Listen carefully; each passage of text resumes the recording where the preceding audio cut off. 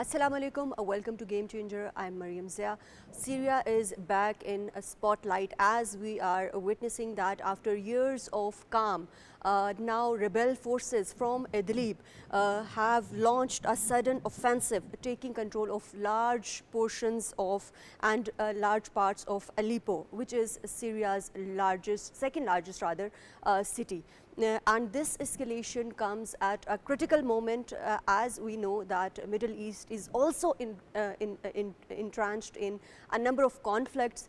In today's program, we'll be looking at the timing of this sudden launch of course, rebel forces and what it means not only for Syria but for the neighboring countries. The return of fierce fighting in Syria threatens not only, of course, the stability and security of its neighboring countries, but also its ripple effects will be witnessed in the larger Middle East and globally as well.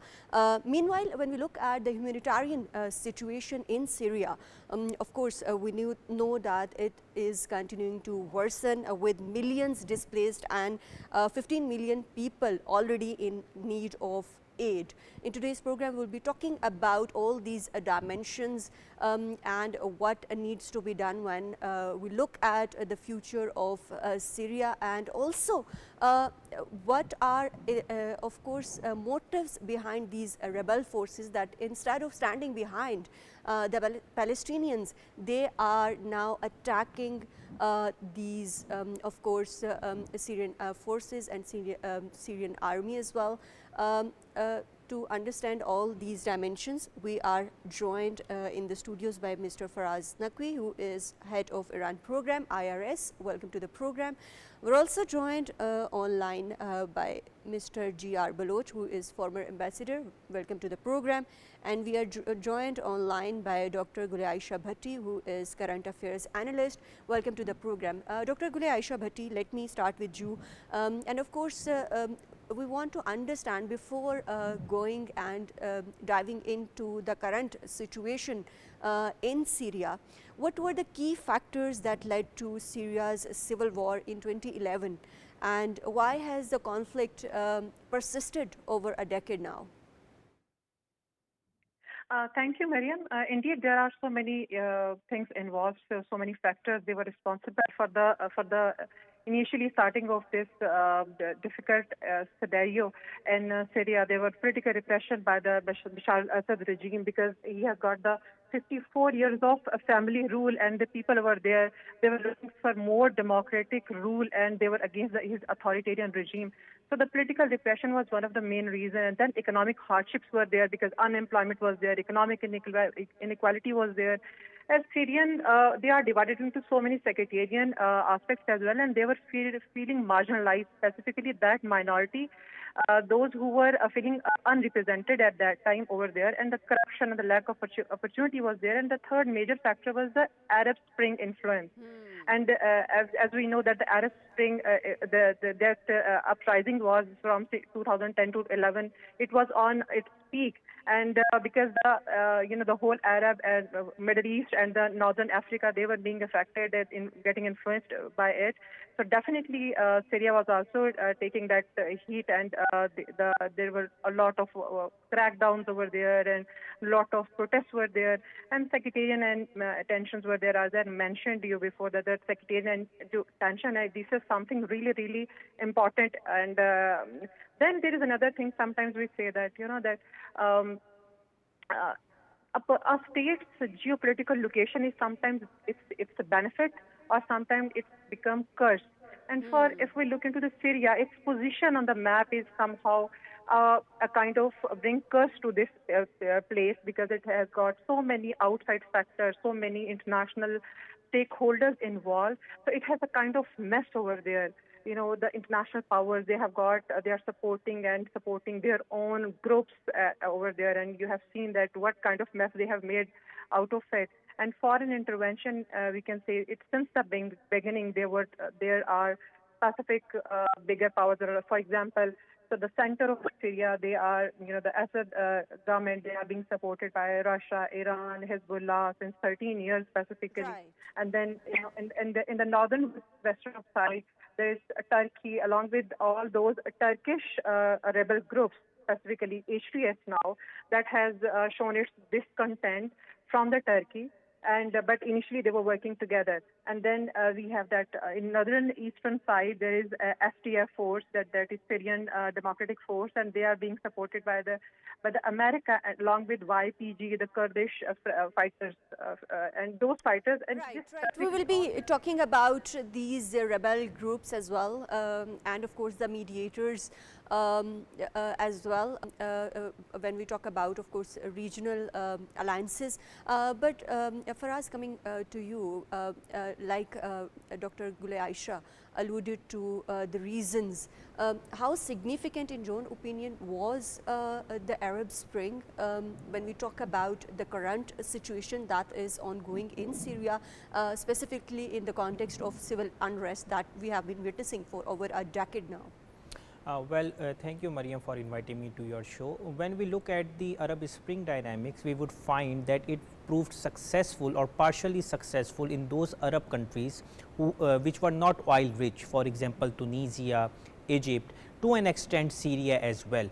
But Syria is the case study where the Arab Spring largely failed, and it is because of various factors, because in Syria, Syria is not only an Arab country, but it is also the most secular Arab country, and it is performing the role of a ironclad in the face of Israeli oppression and all the atrocities that the Israel has been committing onto the southern Lebanon, or for example in Gaza. So Syria became the bridge for Iran to supply weapons to Hezbollah in Lebanon, as well as to sponsor its proxies in Palestine in the case of Hamas and Palestine Islamic Jihad. But Syria was also crucial because of the strategic location, that it provided the location towards the Mediterranean Sea, and that is where Russia got involved in Syria. If we look into the history, into the past, we would find that Russia has signed the mutual defense treaty with Syria that dates back to approximately 50 years. So Russia is not a new player when it comes to Syria, but it just renewed its partnership with Syria, and because of its interest towards the Mediterranean, towards the northern Africa, Russia got involved. So if we look into these dynamics, we would find that Syria was important for Iran because of the larger Middle Eastern region, and it was important for Russia because of its ambitions in the Mediterranean as well as in northern African region. As far as Turkey is concerned, we would find that Syria provide Turkey with an opportunity to reassert itself as a Middle Eastern power, because it has lost its status of Middle Eastern power because of the rise of Iran, to an extent Israel as well as the Gulf region. So Turkey could not find its space into the Middle Eastern region. Syria provided that space because of the instability that it provided, and the Turkish-backed rebel groups that are affiliated with Turkey and all that. For us, we know that, of course, Turkey played a mediator's role since 2020. But coming to you, Mr. G.R. Baluch, in your opinion, why the sudden surge in this fighting after we have witnessed, of course, the calm since 2020? Do you think a gap was created, a gap was left by maybe Russia or Iran that now is being filled by other forces? Yeah, definitely. I think this surge of the Sunni militia into Aleppo and beyond should be seen in the background of what has happened in Gaza and Lebanon, and particularly Hezbollah, and as well as the ongoing contest and tit-for-tat missile exchanges between Israel and Iran. So it appears that the rebels, they calculated that perhaps, and of course Russia being engaged in Ukraine, that here was a strategic gap, an opportunity for them to strike back, because these rebel groups, they never were defeated. Yes, 2016 they were pushed back by a collective combination of air strikes by Russia and the ground forces of Hezbollah and Iranian-backed other militias. And so they probably thought that this was the time Hezbollah, after being totally kind of depleted due to its due to its due to uh, elimination of its Redeployment to other parts. leadership, as well as I think a huge casualty inflicted on it by Israel in Lebanon. And Iran obviously under pressure from the US and Israel combined. So they probably thought that, and I think a correct assessment would be that Bashar al-Assad's regime could not sustain if the two major planks of its support, that is Russia and Iran, are taken out. So they thought this was the best time to strike, and they did strike, and they have effectively struck, taking over Aleppo, going on to Hama and Homs. And if they continue to march the way they are, they could really cut the supply line and could threaten the air base, which is operated near Latakia by Russia, and of course Tartus, which is a major seaport which is controlled by Russia. So in a way, the historical approach to Mediterranean could be under their control. That would really serve a lot of actually purpose of the hostile forces. It obviously will kind of curtail the capacity of Damascus regime to defend itself, because then after Homs, the Damascus is not too far. I think 25 kilometers or about within 50 kilometers. So one second, the second other important thing in this is that the Iranian Hezbollah cannot come back. So there is this, and of course we were talking to you before me. The gentleman was referring to Turkey. So is a whole like some kind of a conflict of interest, a global war, a regional conflict. So it's a kind of a miniature of what happens when a country loses its sovereignty, when it's let actors and state actors and non-state actors and regional powers they control of their system. So it's a big lesson for several countries, and especially as the observers of Of course. international And relations. talking about lessons, we will be discussing those lessons later in the program. But coming back to you, Dr. Gul.i.Ayesha, in your opinion, what are the strategic implications of the current attacks that are being launched by Hayat Tahrir al-Shams? Of course, this is a renewed offensive. How do you think this is going to last? It's a very interesting question, Maria, because we have seen previously that the consolidation of the position is really very weakened in these kind of rebel attacks. Because previously they have occupied the places and they were pushed back by the Assad regime. And right now, when we are talking, the Assad meeting with Mr. President Putin. And it means that he was there to renew that the kind of mutual agreement along with the Russia.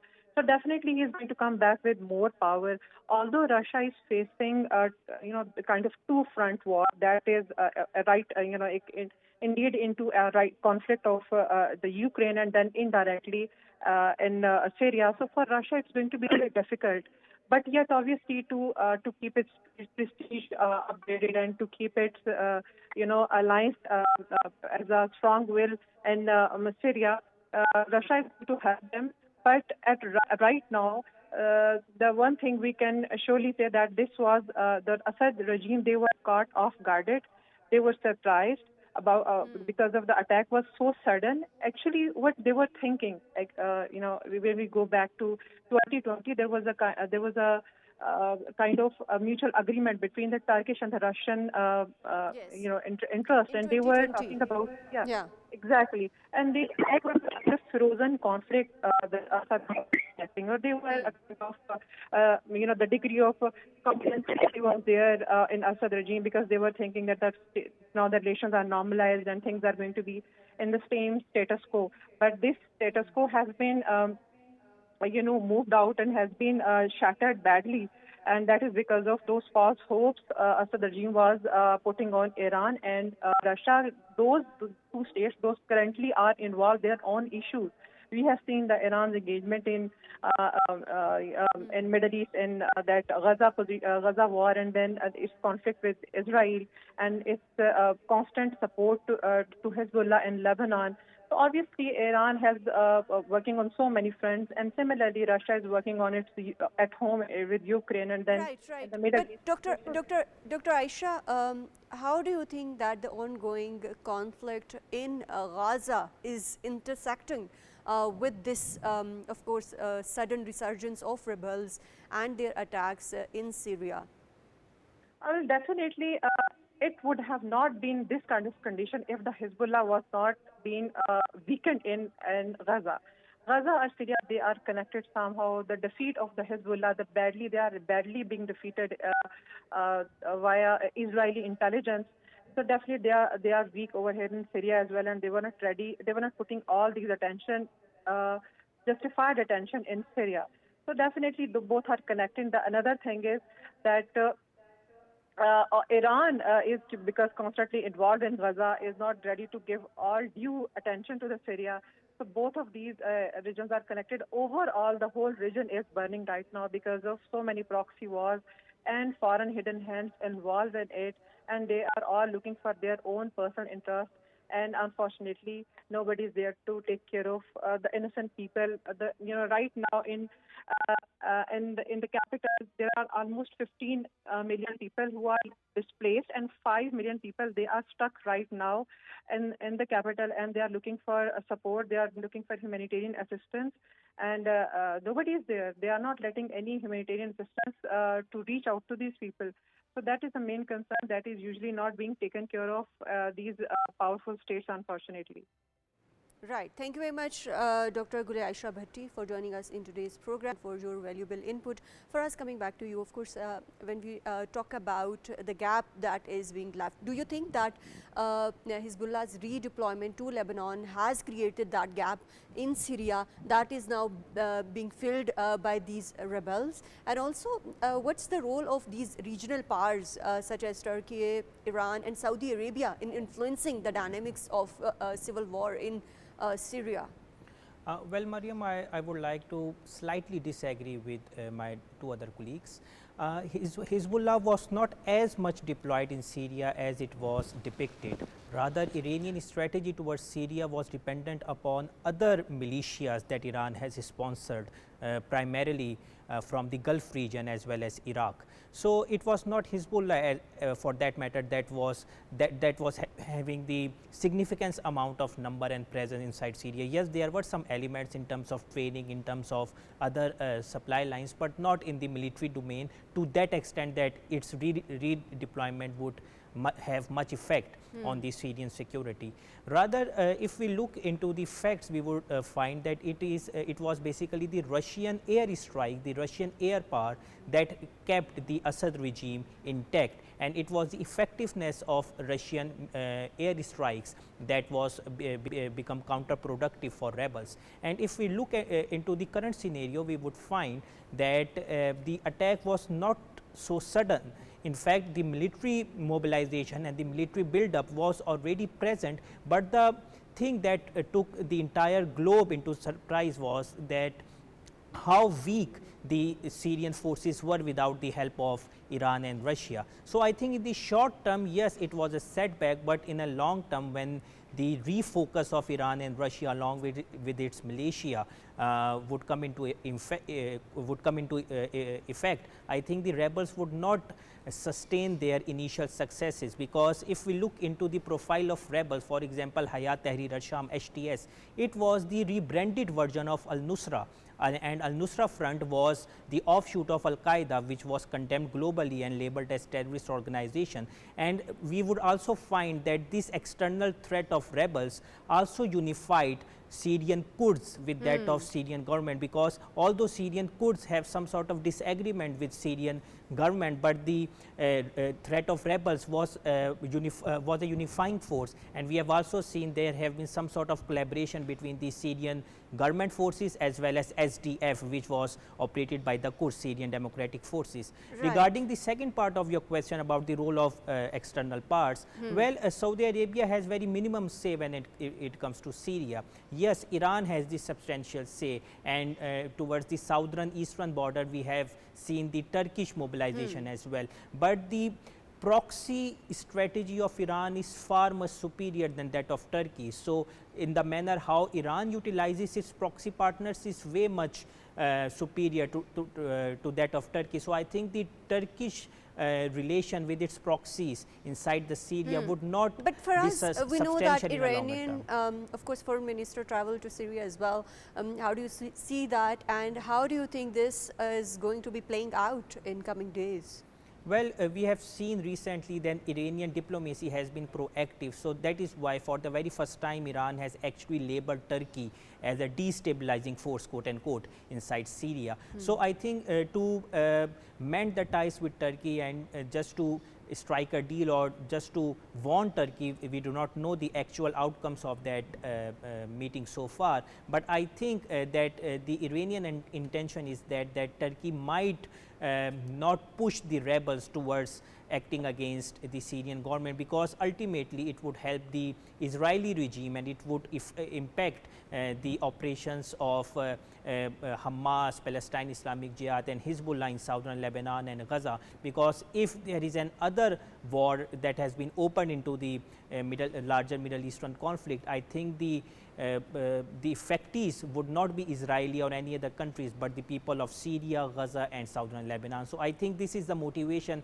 that to keep Turkey out of this conflict, and with the collaboration of Russia, I think Iran might renew its effort to secure the Bashar al-Assad regime from collapsing. Right, Mr. T.R. Baluch, like Fraz also alluded to of course, the strong foothold that we witnessed by extremist forces. What needs to be done by international powers, international forces, international players, so that they do not, we do not see their attacks or like Al-Qaeda, ISIS or other extremist organizations gathering or regathering, re-emerging in Syria? In fact, we cannot really compartmentalize the issues in the Middle East. They are kind of intertwined, interconnected. So whenever I think about, and when I'm asked this question, my feeling is, and I'm pretty convinced on this, that this requires a global response, is some kind of an international conference on peace and stability in Middle East. Enough of innocent human blood has been shed. Enough of instability. It has implications, of course, for the people who are there. I mean, millions of them have become refugees. They are without jobs. The economies have been shattered. Lebanon, Gaza, West Bank, even Israel itself, and now, of course, Syria, which is a country, an autonomous country in name, because just Damascus and, of course, in theory, 60–70% of the territory might be in their control, but not really. So I think it requires now, and the most scary thing is that this could really kind of convert into a regional war and ultimately into some kind of a global conflict. So there is a risk, and I think in order to really pull the parties away from each other, there is a need for the international community. Maybe a voice can come from OIC, Arab League, European Union, China. I think China can play an important role. China is emerging as an important global actor, and it had started to play active role in the Middle East. It brought in Palestinian factions together. It brought in Iran and Saudi Arabia together. So I think here's the time, and really a strategic opportunity for China to play that role, positive role of a global leader who can bring parties together. So perhaps, and of course, it has also leverage on Russia and Iran. So I think given the leverages it has, the only elephant in the room would be Israel and USA. But definitely Israel is under pressure. We know that because of this war of attrition that's been going on between the two parties for the last 1 year. Its own economy is in tatters. Actually, we don't hear much about it, but it's a Right, kind but of a Mr. Jia Baloch, I have to stop you here. That yeah. don't you think that Israel would be benefiting if there is instability in Syria, as many of Listen, the analysts are suggesting?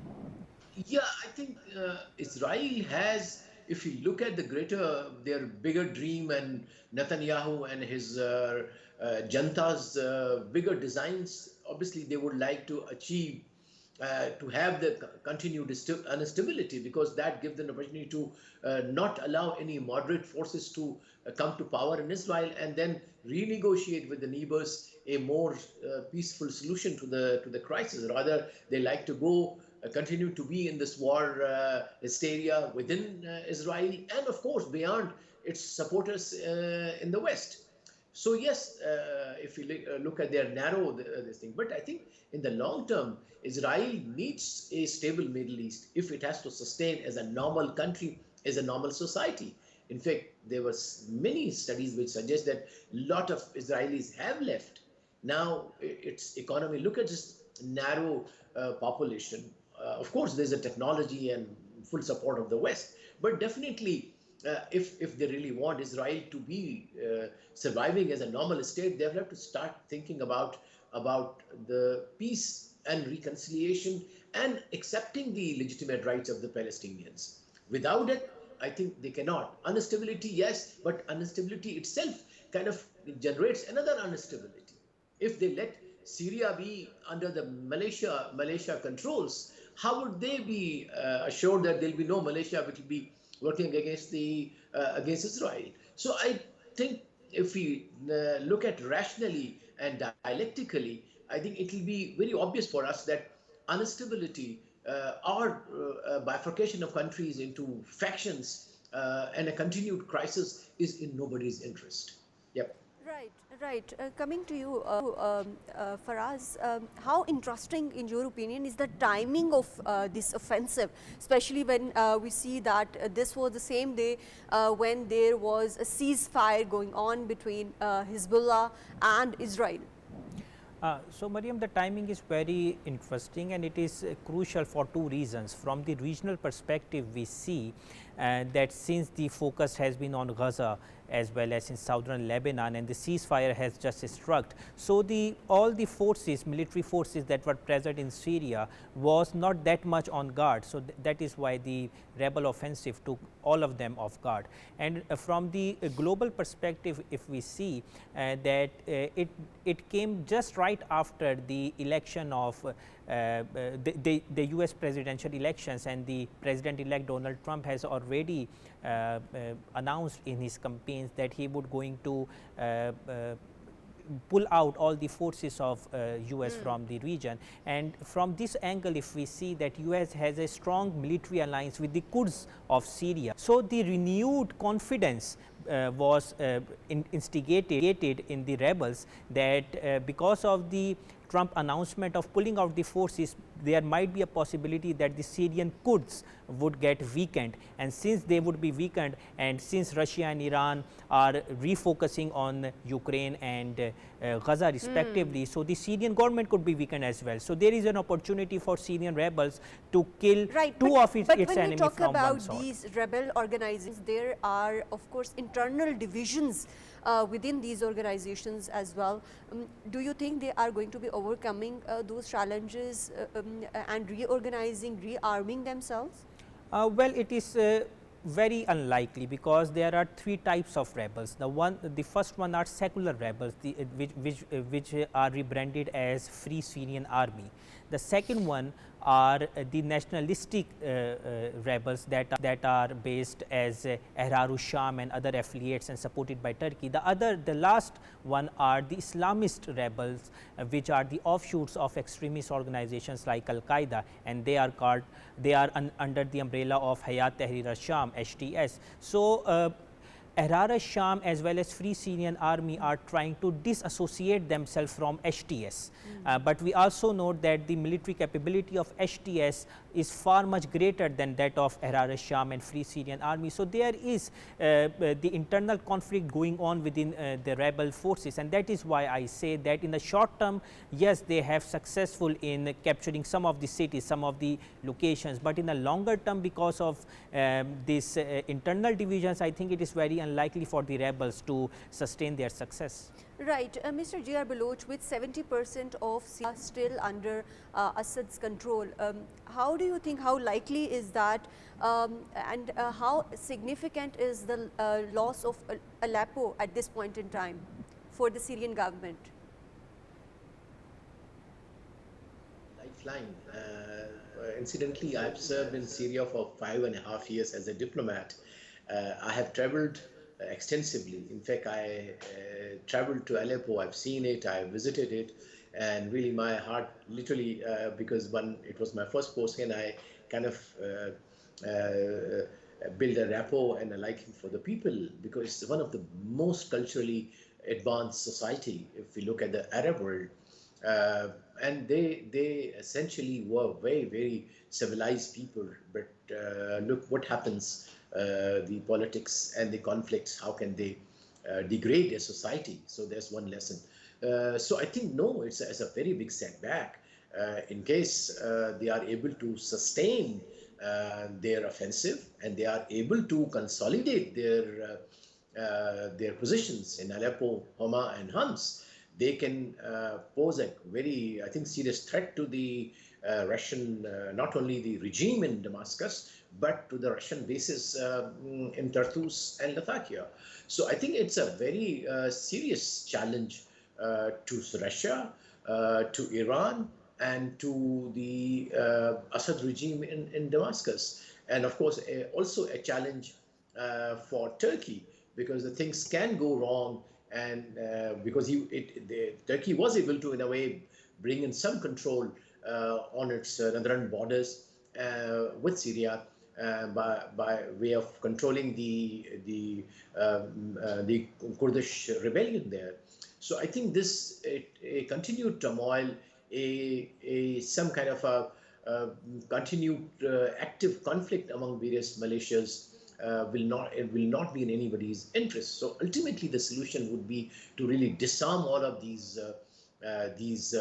militias and some kind of a negotiated settlement of the various factions. Yeah.